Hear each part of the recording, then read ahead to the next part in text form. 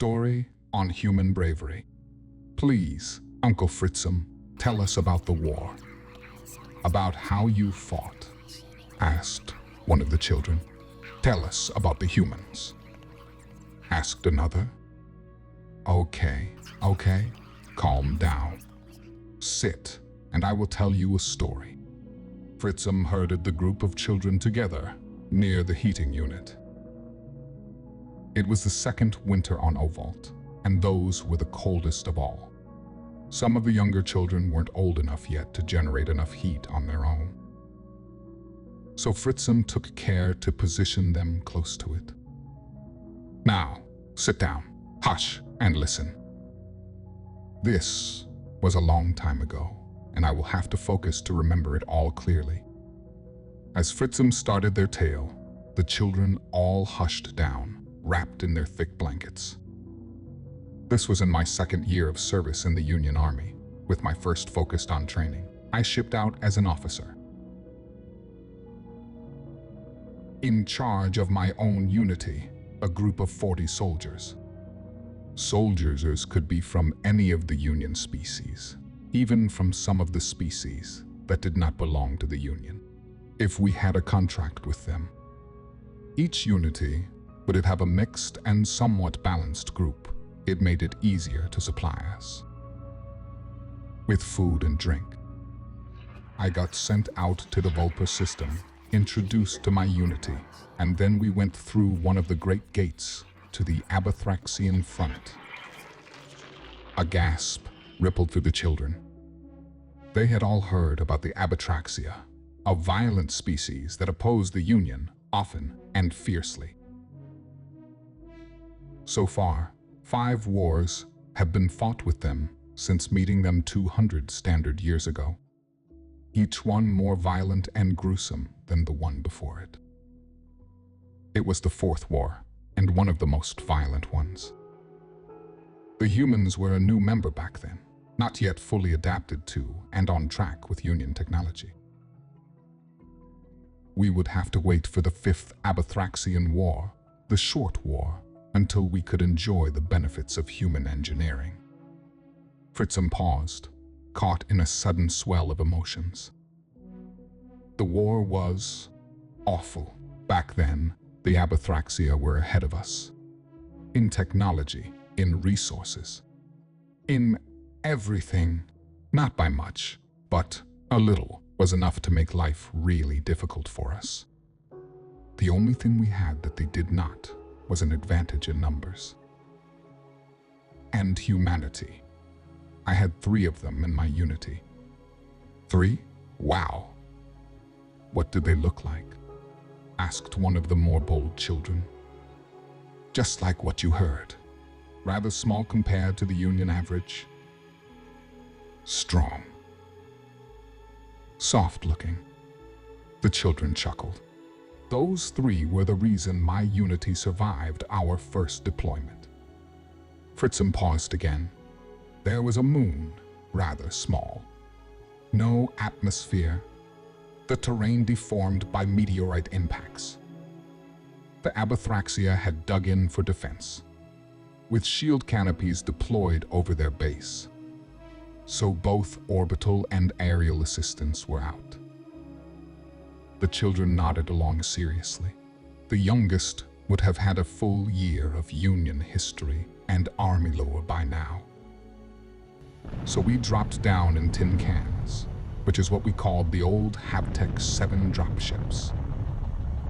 The drop was gruesome.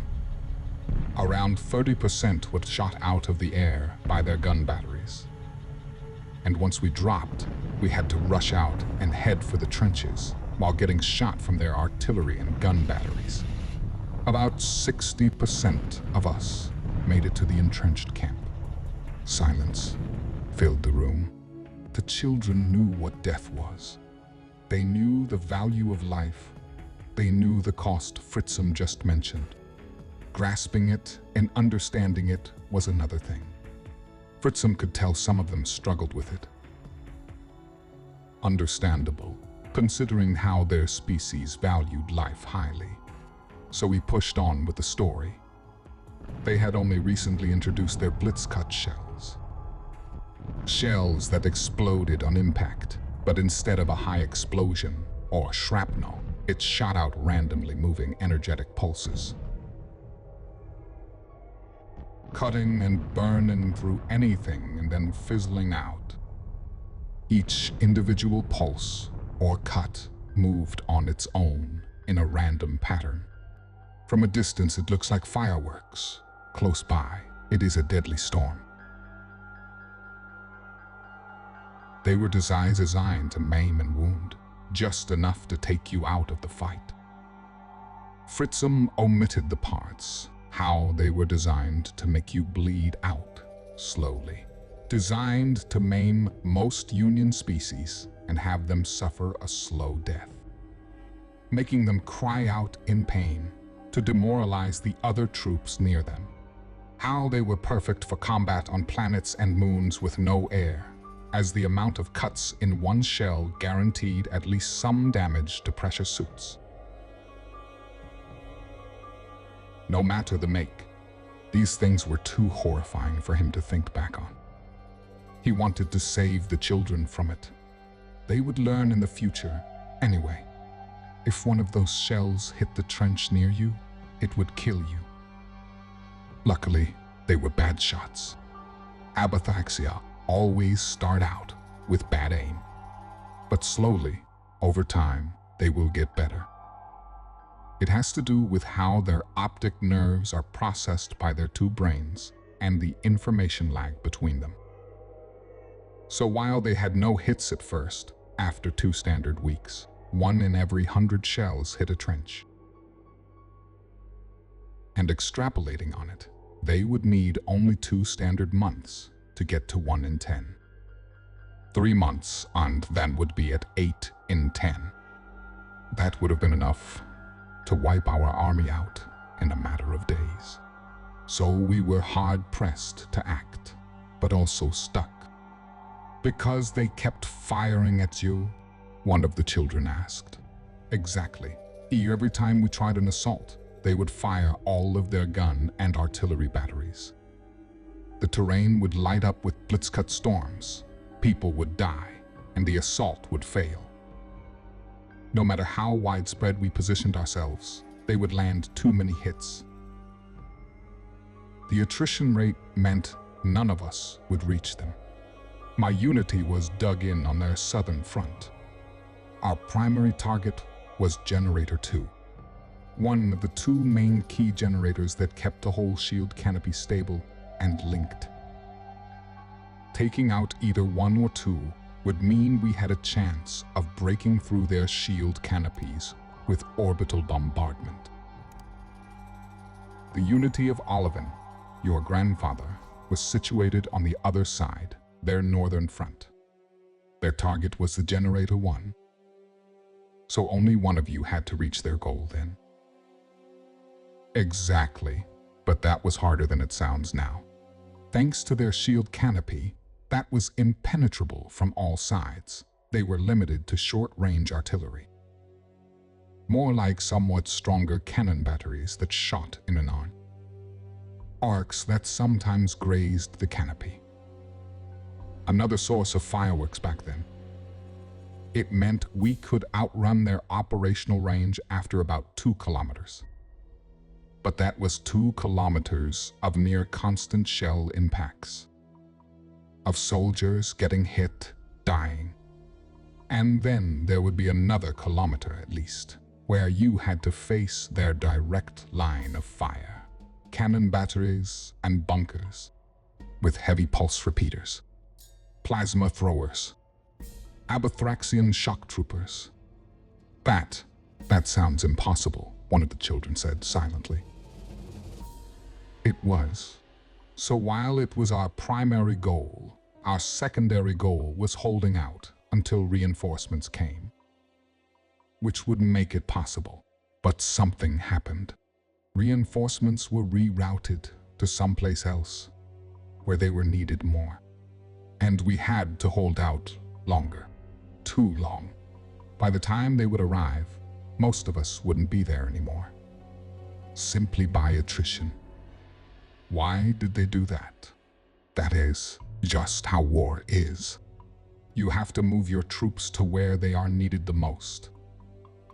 We fought on an unimportant moon, a bottleneck system in between bottleneck systems. Would we lose? It would not be the worst thing. But you would all have died. That is not fair. War is not fair.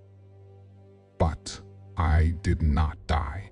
Most of us did not die. And it was thanks to the 3 humans.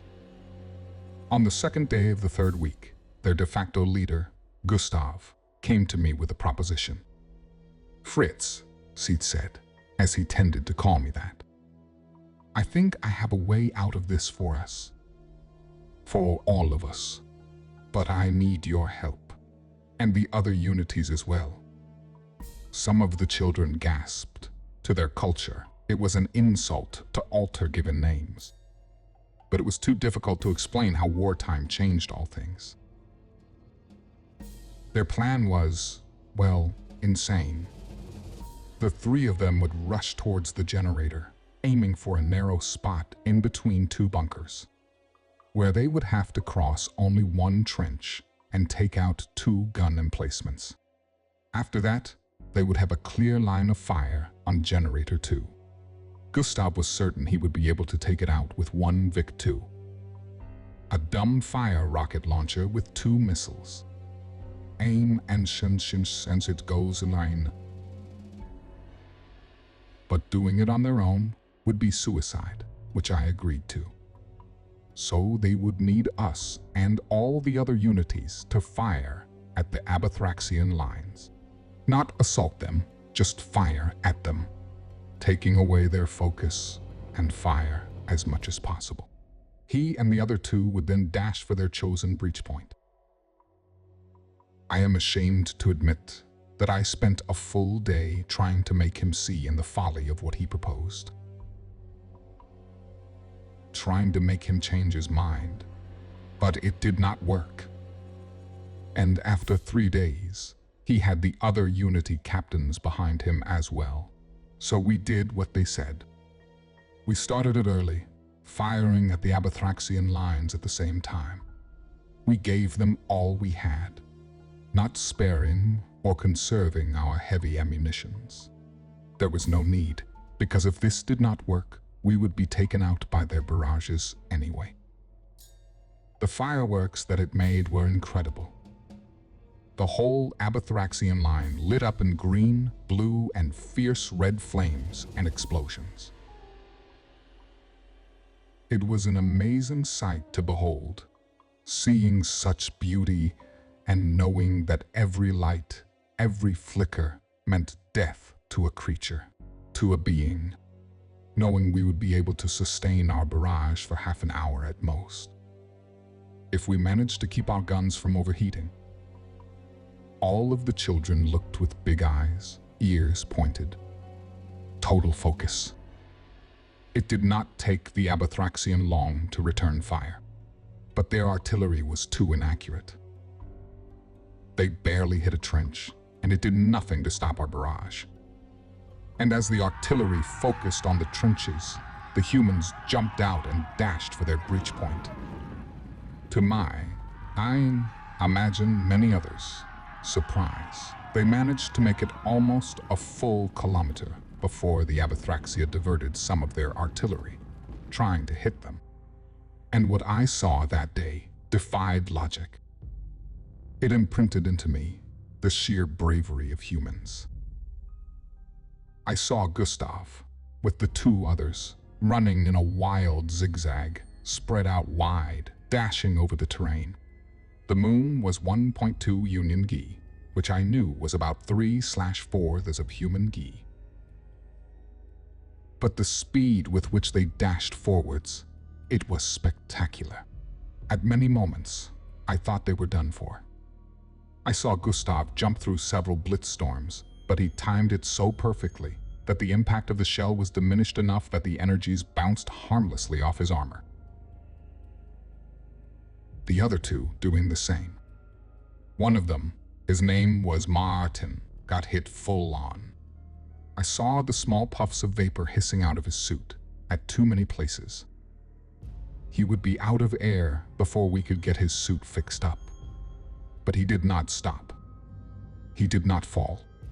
He kept going, dashing forwards, taking charge, dashing in front of Gustav and the other one, pulling most of the fire towards him as they had to face the 2 gun emplacements and about 10 abraxan in the last kilometer sprint. I saw Martin dash forwards and dance in between impacts of the guns and barrage fire of the shock troopers, while also returning fire. He took 3 more hits. That did nothing to stop his advance. The 4th hit to his chest stopped him, but he was close enough to arm his belt of plasma grenades and throw them into one of the gun emplacements, blowing it up along with 4 of the shock troopers. By now, we could tell on the spy sat that the abraxan were alarmed. Clearly, they were trying to get more troops to the breach point, but with our barrage, they moved slow. Too slow.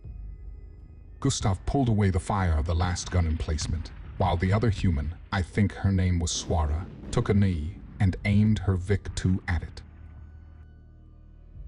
She shot both rockets and took out another 3 shock troopers along with the gun.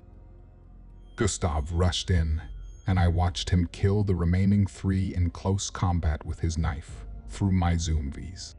After that, they took out Generator 2, emptied their remaining plasma grenades and Vic-2 rockets at the artillery and gun batteries close to them, and dashed back to our line.